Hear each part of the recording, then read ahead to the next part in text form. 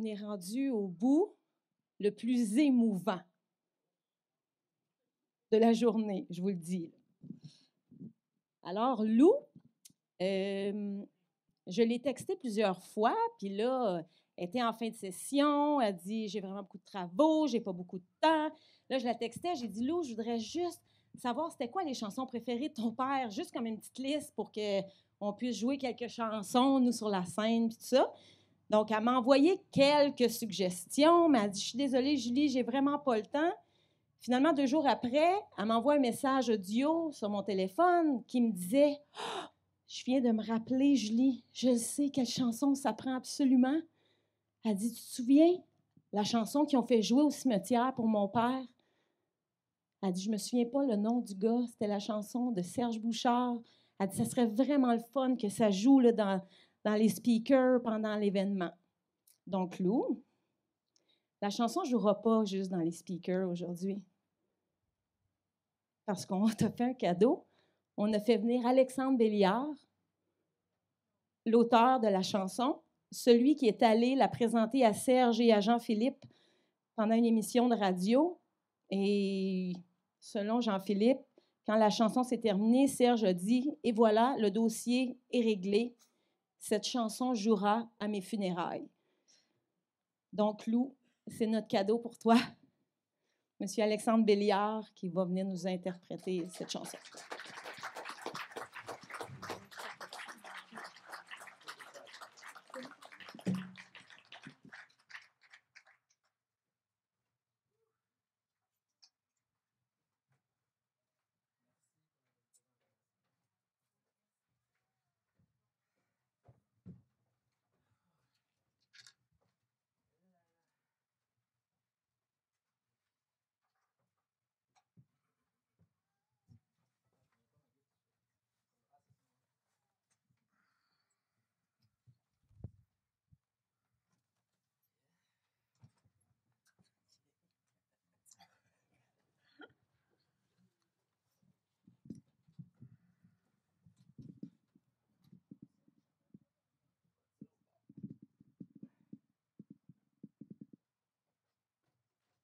OK.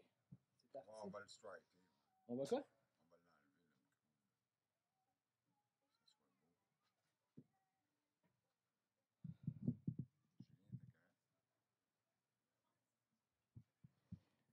Ça fait beaucoup d'émotions. L'année passée, j'ai fait 80 spectacles en 80 jours, en fait, à Tadoussac. Tadoussac, un territoire que la Côte-Nord, que Serge nous a tant raconté. Et tout, à chaque fin de concert, je terminais mes spectacles avec cette chanson-là. Et je me souviens que les 2 premières semaines, les 14 premières fois que j'ai fait ça, j'ai jamais réussi à finir la chanson. La gorge me serrait trop fort. Alors, j'espère que cette fois-ci, je vais pouvoir la faire au complet pour vous autres. Alors, pour toi, Lou, Serge Bouchard, l'anthropologue. Un mammouth au pays des grandes épinettes noires. Tel griot d'Amérique nous offre sa mémoire. Monument humaniste et précieux comme l'espoir. Son vieux Mac pour ami, il remonte vers le nord. Toundra et taïga sur la route solitaire. Un troqueur à l'écoute au milieu du désert.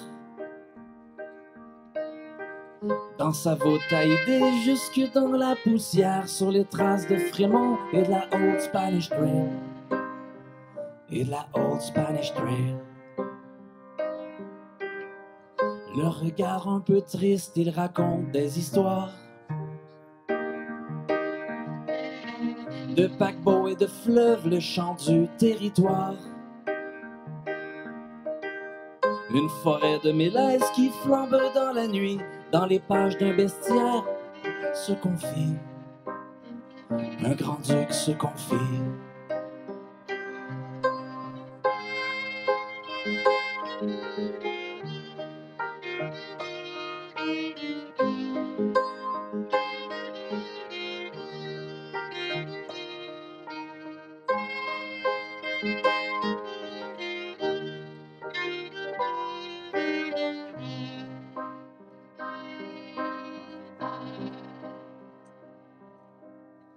Couteau jaune, folle avoine, partout la langue appelle. Une ancienne Amérique, l'exil de beau soleil. L'Anglade au Wisconsin, Joliette en Louisiane, les vastes plaines métisses de Riel et Marianne. De Riel et Marianne.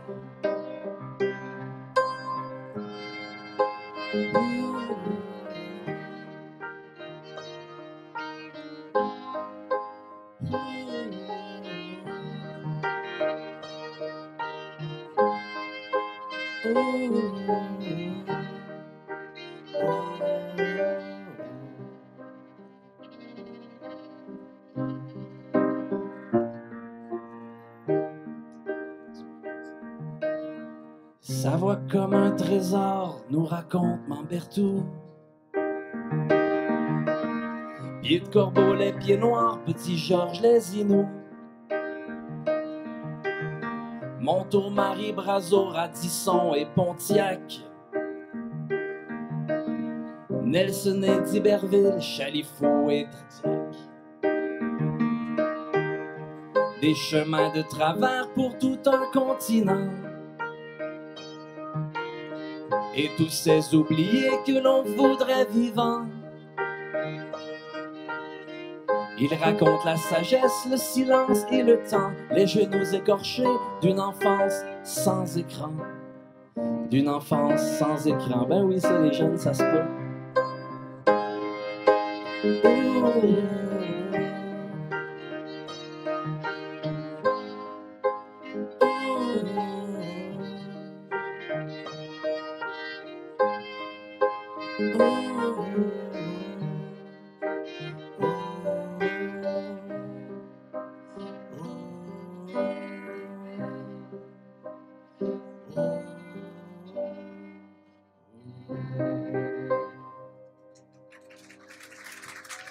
Merci beaucoup. Merci Julien, merci Dean.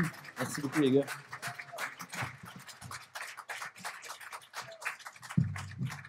Quand j'ai chanté cette chanson-là, j'avais écrit à Jean-Philippe par Internet, tu sais, parce que j'ai écrit la toune, et puis Jean-Philippe apprend que j'ai fait une chanson sur Serge, c'est normal parce que j'y ai écrit pour y dire.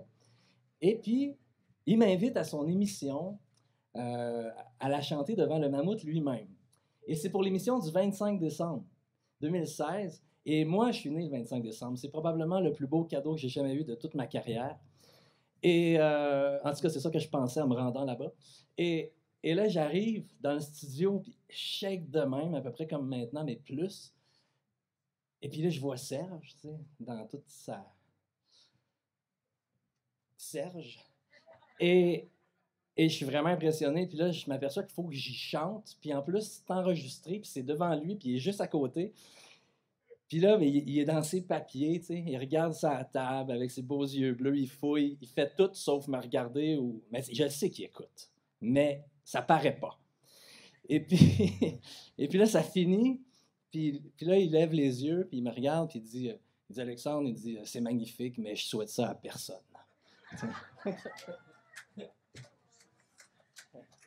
Je savais pas comment le prendre, mais je pense que c'est un compliment quand même.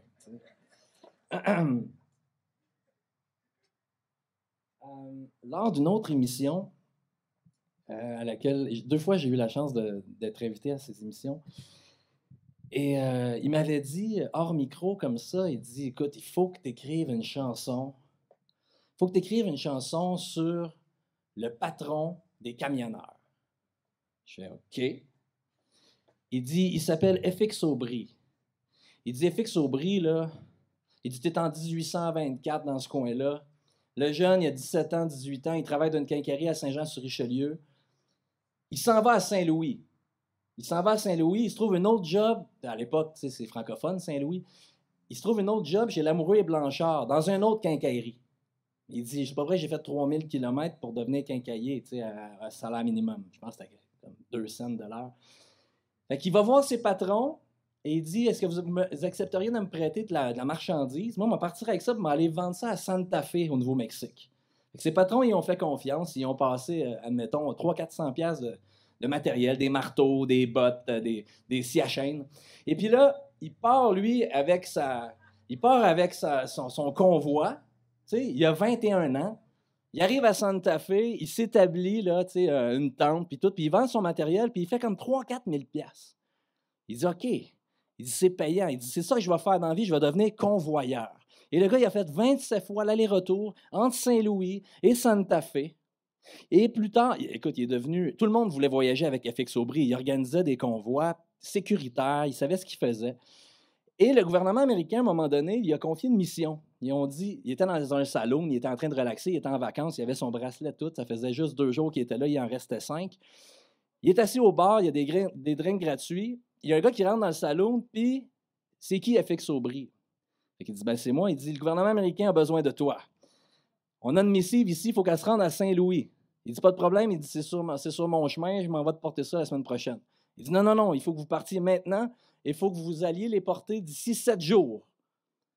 Il dit, c'est parce que tu es au courant que c'est 1300-1400 km. Saint-Louis, 7 jours, ça fait 200 km à cheval par jour. Je sais qu'il y avait un cheval qui s'appelait Dolly, une belle Mustang jaune décapotable. Puis là, il accepte le défi, mais un cavalier rapide le faisait normalement en 12 à 14 jours. Lui, il faut qu'il le fasse en 7. Il dit, OK, parfait, j'y vais. Il part du salon, il embarque son cheval, marche un peu croche la première heure. Il file. Dolly est capable de faire 80 km sans s'arrêter. C'est un cheval exceptionnel. D'habitude, un cheval, c'est plus 45, 50. 80 km. Mais là, le cheval, il est fatigué. Mais lui, il ne peut pas s'arrêter. Il va parker le cheval dans une étable, il va voir le petit fermier. Il dit, je peux-tu t'échanger mon cheval, puis je vais venir le rechercher la semaine prochaine, puis tu m'en prêtes un, moi, il faut que je continue. Donc, le fermier, il dit, oui, pas de problème. Il dit, tu veux-tu une petite assiette de spag en passant? Il dit, non, non, je n'ai pas le temps. Fait qu'il file. Il fait ça, lui. Il fait du cheval à relais, sans arrêt, nuit et jour. Il va tout se duct-taper sur sa selle pour ne pas tomber puis dormir la nuit pendant que son cheval continue d'avancer. Il débarque juste pour changer de cheval. Il va avoir des tempêtes de sable, de la pluie, du vent. Il va rencontrer toutes sortes de difficultés. Il va marcher un bout parce qu'il y a un cheval qui va mourir, 27 000 à pied dans un désert. Il finit par arriver à Indépendance en banlieue de Saint-Louis. Et puis là, il ne sait plus il est où, il est tout sale, il a mal dans le dos, je ne sais pas pourquoi. Fait que là, les gens vont le débarquer dessus le cheval.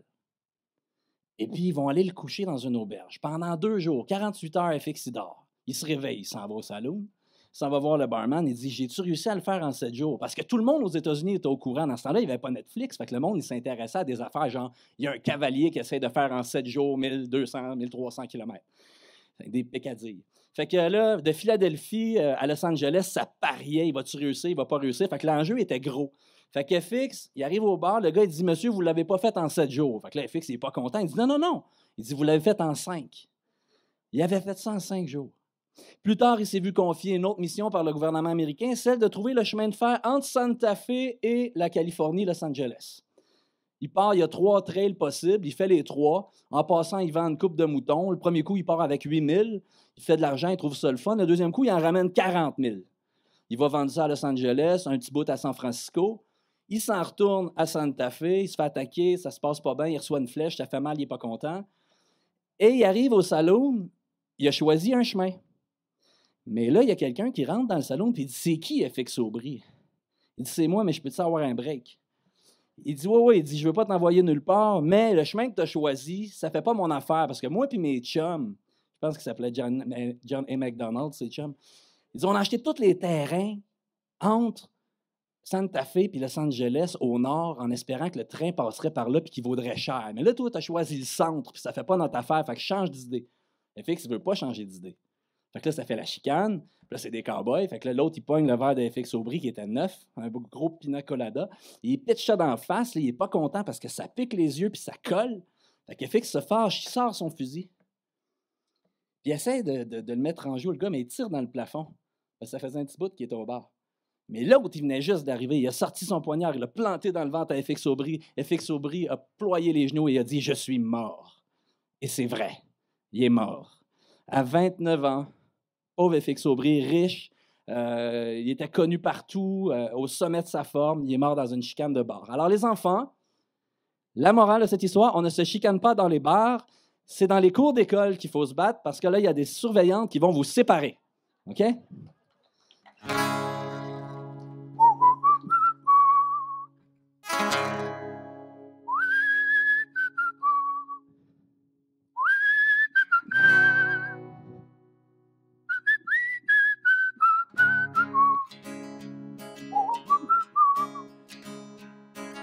Parti à la conquête de l'Ouest, moi qui suis de Masquinongé, droit devant et à toute vitesse, bien campé sur mon cheval d'Harley, j'organisais des caravanes, au risque de les voir détroussés par des Comanches, par des Apaches, desperados contrebandiers, ces fils du désert en cavale, souvent j'ai dû les affronter, pistolet en guise de courage, vas-y, fonce ma Darley. J'ai bien failli laisser mon âme sur des pistes encore enneigées, dans le désert, dans les montagnes, en d'incroyables chevauchées. 800 000 de cheval en cheval, à peine dormi, si peu mangé, tel un fantôme, tel un mirage, plus mort que vif à l'arrivée.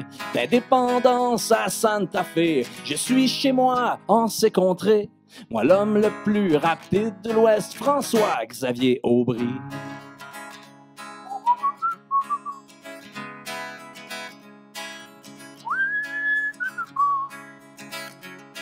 Cherchant la piste d'un chemin de fer qui rêve de la Californie, je trouvais celle qui mène en enfer. D'un coup de poignard, on prit ma vie.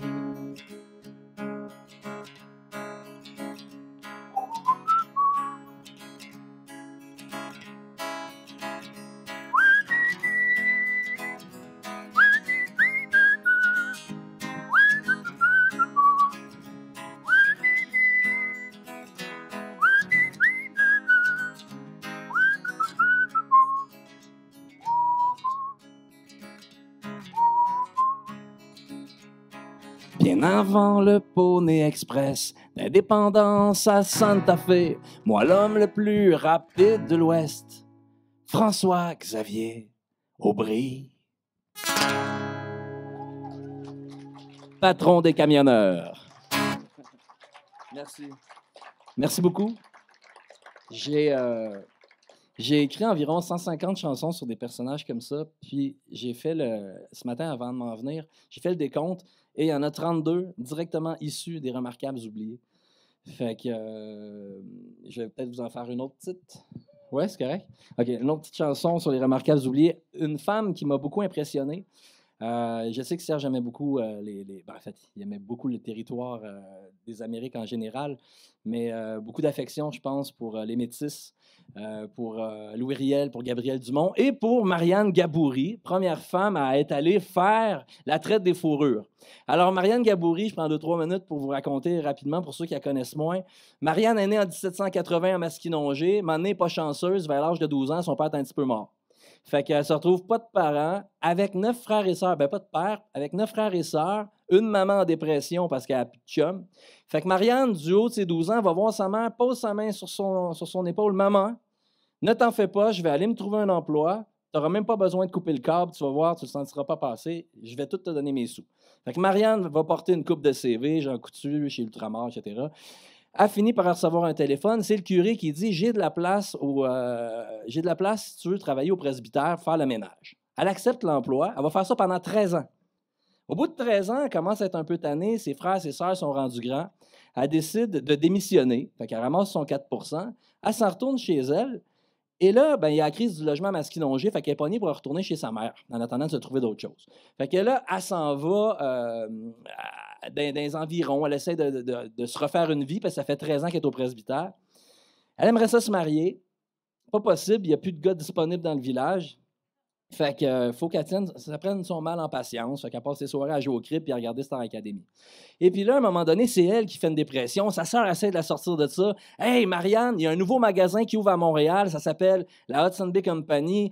J'ai eu des billets. Il y a un tapis rouge. Lady Gaga va être là. Ça va être écœurant. Viens-t'en, on y va. » Fait que là, Marianne a dit « Oh, moi, ça me tente pas aller à Montréal. La rivière est toujours bloquée. C'est compliqué de se parker. » Non.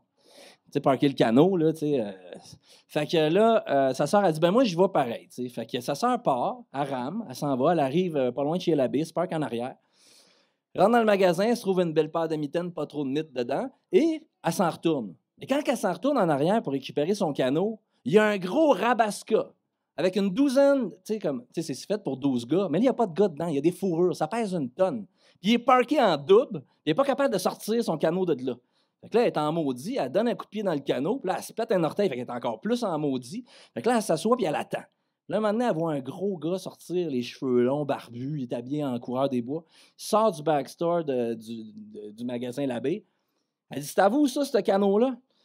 Il dit, oui, madame. Il dit, je m'excuse. Il dit, moi, j'arrive de l'Ouest, là, puis là, ça fait 5 ans que je suis parti, puis je m'en viens décharger ça. Ça sera pas long, 3-4 heures max. Fait qu'elle s'assoit, elle attend, tu sais, elle avait TikTok, fait que le temps passait vite. Mais à un moment donné, son téléphone meurt, fait qu'elle s'impatiente. Et puis là, elle dit, coudonc, ça finit-tu? Puis là, elle le regarde. Elle dit, coudonc, elle dit, derrière tout ce poil-là, là, tu serais pas Jean-Baptiste Lagimodière, toi, toujours? Il dit, ben oui, salut. Il était dans la même classe en secondaire 4. Puis là, ils sont tout contents de se retrouver. T'sais. Fait que, il jase un peu, puis qu'est-ce que tu deviens? Ben, je suis devenu coureur des bois. Ah ouais, ça fait quoi? Ben, ça court dans le bois, OK. Fait que là, elle dit, puis t'es-tu marié, tu sais? Il dit, non, pas eu le temps de me marier. Puis elle dit, tu fais quoi dans les prochains jours? Il dit, là, j'ai un mois de congé, après ça, je retourne dans l'Ouest. Elle dit, tu viens-tu au village? Il dit, oui, on va aller triper derrière l'aréna avec mes chums, ça va être écœurant. Fait que là, finalement, le lendemain, elle est toute énervée, elle dégage le canot, rame sa vie jusqu'à Masquinongé, va voir sa sœur. Marianne, tu manques pas ton coup. Demain, il y a le beau Jean-Baptiste Lagimodière qui débarque au village. Il est célibataire, il est beau comme un cœur, il était capitaine de l'équipe de soccer. Fais-moi confiance, il était écœurant. Fait que le lendemain matin, 6h moins quart, elle met son cadran, Marianne, elle se lève, elle met sa plus belle robe, même qu'elle s'est lavée avant de mettre sa robe. Et puis là, elle part avec un petit lunch. Elle s'est fait des petits sandwichs au végé pâté, d'un coup qui est végétarien, d'autres au Paris pâté. Et puis, et puis, elle met une coupe de V8 puis des Babybel, puis elle s'en va s'asseoir sur le bord de la rivière, puis elle attend. Donc là, elle est assise tranquillement. Puis là, elle est là, à 7h30, elle est assise là.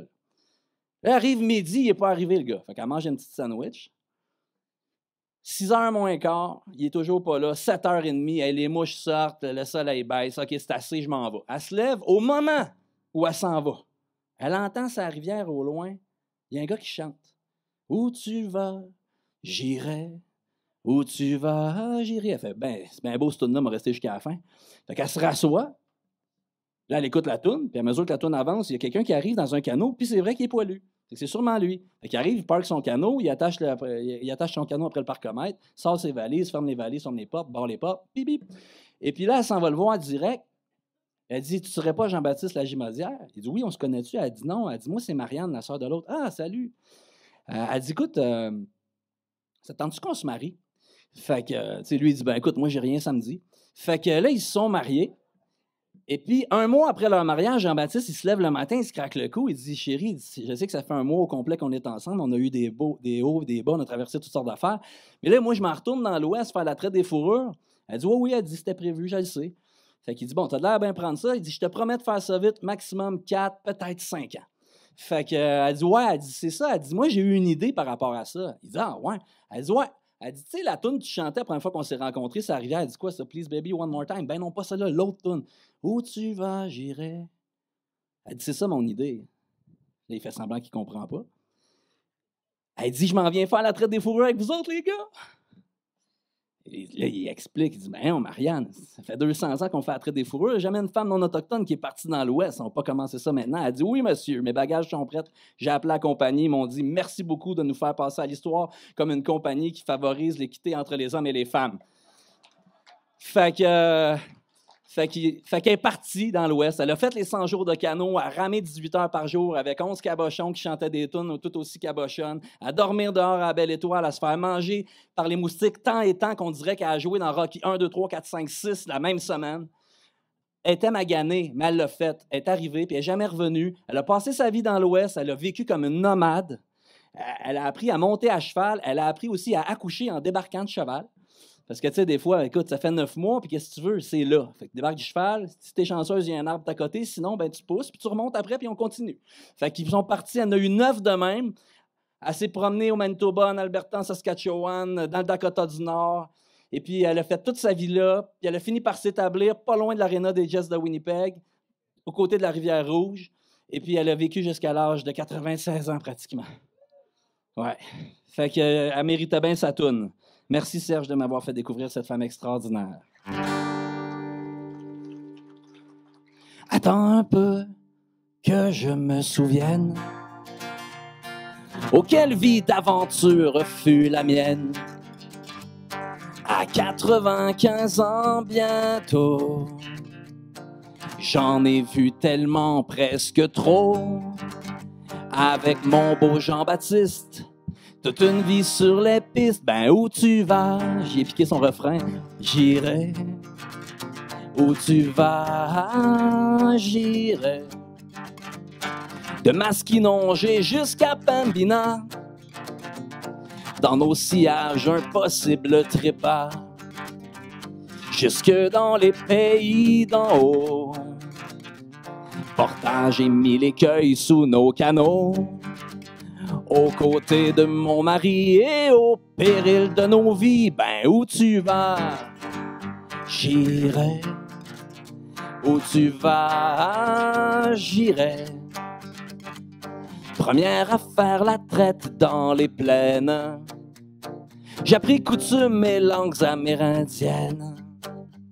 Sauteur d'aînés, sioux, criou, mandant, les pieds noirs toujours un peu inquiétants, les fourrures, le pémican, et puis l'amour en coup de vent. Ben où tu vas? J'irai. Ouais.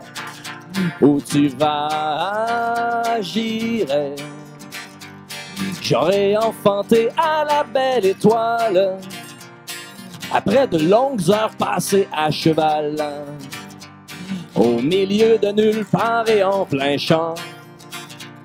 J'ai offert aux prairies 9 beaux enfants, et mon petit-fils Louis Riel qui prit les métis sous son aile. Où tu vas? J'irai. Où tu vas? J'irai. Où tu vas? J'irai. Où tu vas? J'irai. Merci beaucoup tout le monde. Merci, c'est très gentil. Merci infiniment. Je vous souhaite un très bel après-midi. Merci de m'avoir invité. Je suis très content.